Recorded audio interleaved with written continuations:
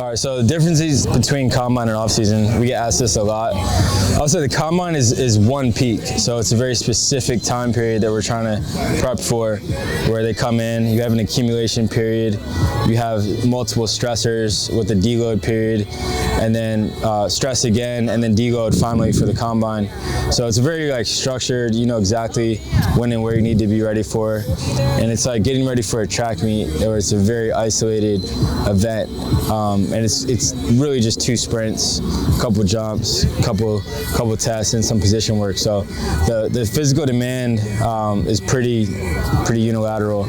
But for off season, you're building energy systems, so you're getting them prepped and ready to play football more than just run 1 or 2 times. So our volume of running is higher. Our volume of numbers of accelerations and decelerations is higher.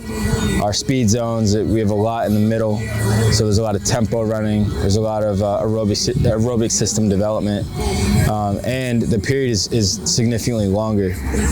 So when we're prepping them, we're building the volume into not so much a peak, but we build and then slightly deload for them to go into OTAs.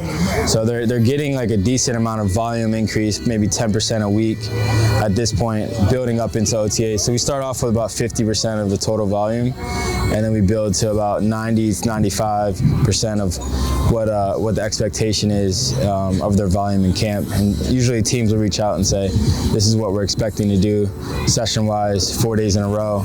So we're gonna build our volume to match that, hopefully before they go into OTAs.